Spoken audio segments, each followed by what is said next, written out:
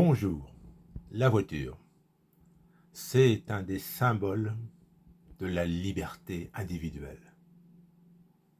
La bagnole, si vous me permettez, qui permet d'aller voir les copains, de sortir quand on est jeune avec sa petite amie, et puis, lorsque l'on vit en couple, partir avec bébé, en vacances, là où on veut, les cheveux au vent. Ah, les souvenirs de jeunesse. Bien, tout ça est en pointillé parce que à partir du 1er juillet 2024, c'est demain, il y aura une obligation d'un limitateur de vitesse obligatoire dans les voitures neuves. Et ça ne va pas forcément plaire à tout le monde. C'est un excellent article sur le site Presse Citron. Alors, on va regarder ça un petit peu en détail. Alors, que nous dit Presse Citron?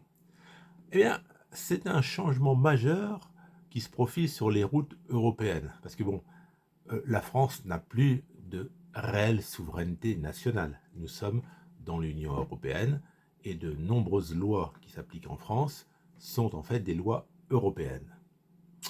Eh bien, à partir du 1er juillet, tous les nouveaux véhicules vendus dans l'Union européenne devront être équipés d'un système d'assistance intelligente à la vitesse. C'est une technologie qui vise à limiter automatiquement la vitesse des véhicules. Et cette nouvelle technologie s'inscrit dans un plan qui s'appelle Vision Zéro de l'Union européenne. Zéro, qu'est-ce que ça veut dire? C'est éliminer tous les décès par accident routier d'ici 2050. Bon, vous me direz, c'est d'ici 26 ans. Mais le 1er juillet 2024, c'est très bientôt. Alors, voyons voir la suite. Alors, cette assistance intelligente, c'est un mélange de données GPS et de caméras pour surveiller en permanence, j'insiste sur le en permanence, la vitesse de la voiture afin de la comparer aux limitations en vigueur. Et donc, si l'utilisateur automobile dépasse la vitesse autorisée, le système va l'avertir par un signal à la fois visuel et sonore. Si le conducteur fait en quelque sorte de la résistance, eh bien cette intelligence artificielle pourra d'elle-même réduire la puissance du moteur ou freiner la possibilité d'appuyer sur l'accélérateur pour forcer, je dis bien forcer, le conducteur à ralentir.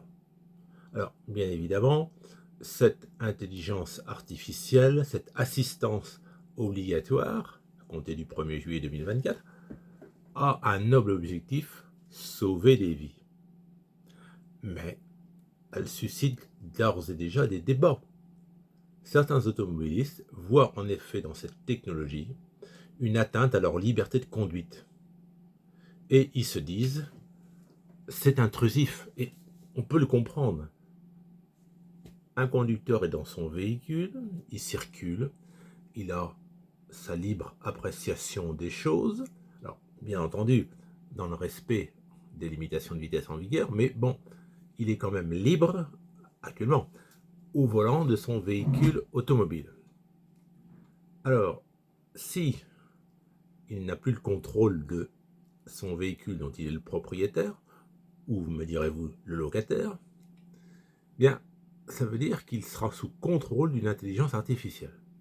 Alors, bien évidemment, d'ores et déjà, il y a, vous l'imaginez bien, des débats sur la possibilité de désactiver ou de contourner ce système d'intelligence artificielle.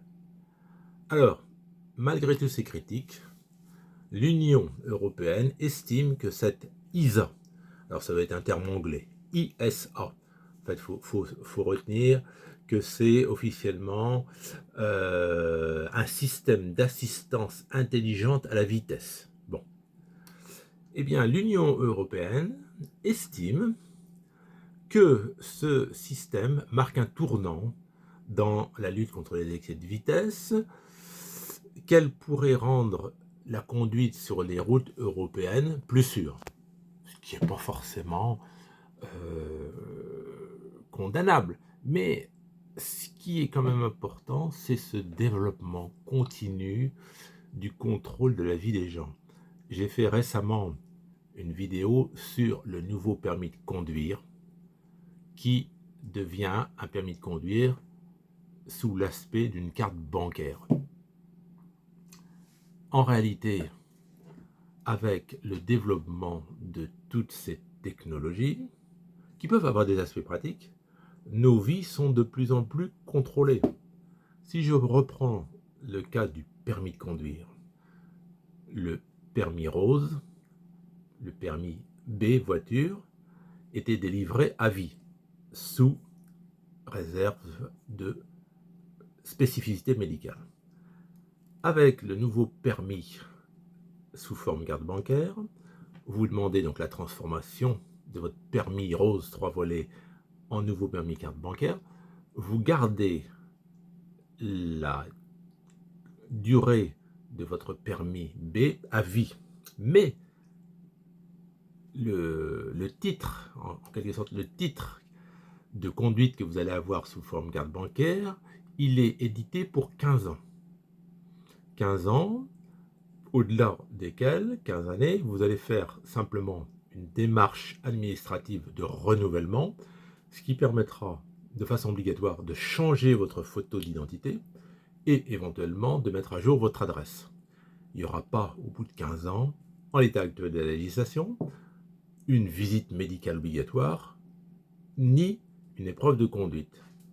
Mais on voit bien que plus on avance dans le temps, plus on est contrôlé. Nos vies sont contrôlées. Avec la carte bancaire, on sait tout ce que vous faites. Vous faites un don à une association humanitaire, c'est connu du fisc. Vous faites un don à un mouvement politique, c'est connu du fisc.